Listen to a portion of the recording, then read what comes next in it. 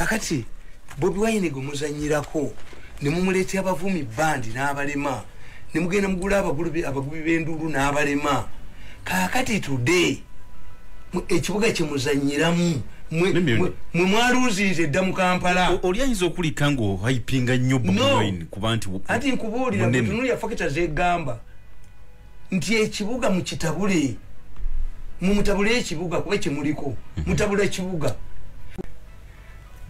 military strategists bakubuulira tokola saako ambush teba ya saako teri government yali ewambye Kampala nereka negalawo luguudo lw'ejjinja leave people to go.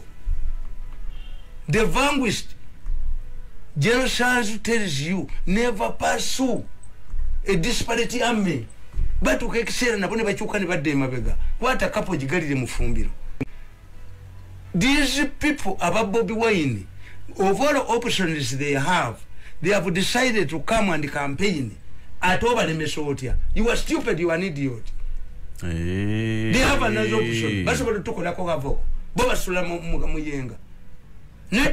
Museveni abajja kino kirabyenga kulemesa Bobi Wine campaigninga atenga mwe mufunamu okubanga mutwala mu court these people would have said no today if they pull out nebakati tujja genda namu but because people want to control the city babemu until you find an arrogant woman who has accumulated a lot of money grabbing in Nyakana's land and she has the audacity of going to the government value and Jigule. Where did you get that money? You woman, wali makerere one. Tamaja kututisana bana bafe one. Mamaja kuduka muduke. Do you have the privilege of going in an helicopter? No. Government ye kunonya abantu libata kunonya.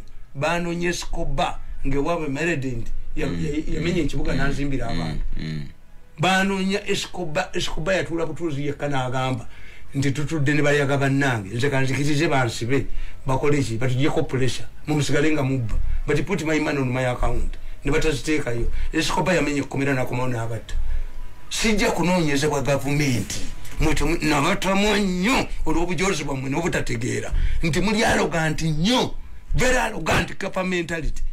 These people, you should encourage the opposition that has accepted. Omusajja agamba Ben Kiwanuka, if you read this book of mine, Kano, again at Kuroso Nabalaga history, Lord Fisher agamba, if Mengo, a yaliasazeewo okwekutula ku Uganda, a decision which was more than foolish, is here at Lancaster. Ben, why do you walk out? Obanda bali. Abali basazeewo okwekutula ku Uganda, they have come. These people who would cause violence have formed their political party to come and participate. Where is this idiot who is doing this?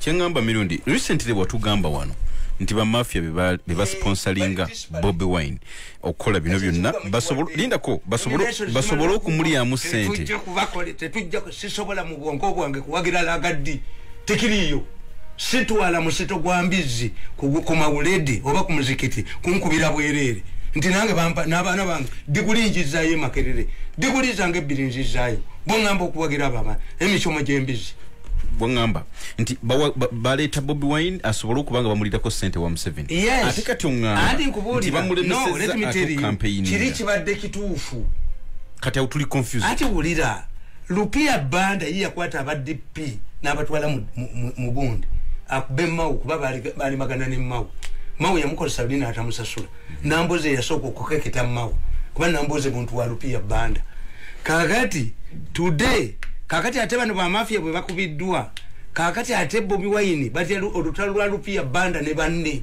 kati ate tugeze wa Bobi Wine to me I don't mind oba Rupia banda obani muyine entalo zamu I don't mind nabawulidde abasajja nga bagamba tewaliwo yagambye munne ti muganda nkwavemu nawe jjawo muwalawo tokesimbe mufembi tulaba asinza amaanyi toli yekwese munju if it has reached such a level